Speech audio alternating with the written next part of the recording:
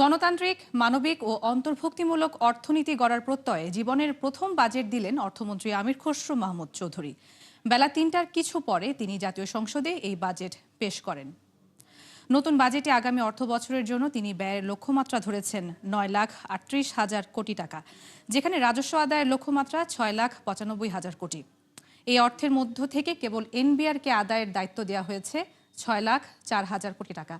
বাকি ২,৪৩,০০০ কোটি টাকা থাকবে বাজেট ঘাটতি হিসেবে।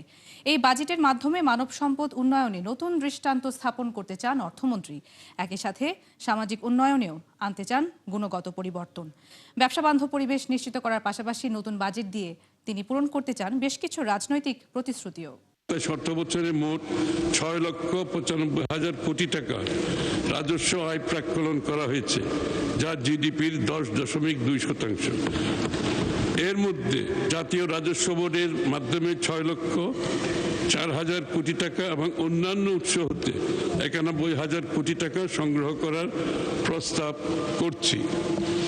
প্রস্তাবিত ব্যয় আগামী ২০২৬-২৭ অর্থ বছরে মোট ৯,৩৮,০০০ কোটি টাকা ব্যয় প্রাক্কলন করা হয়েছে, যা জিডিপির 13.৭% এবং বিগত অর্থ বছরের বাজেটের তুলনায় ১,৪৮,০০০ কোটি টাকা বেশি।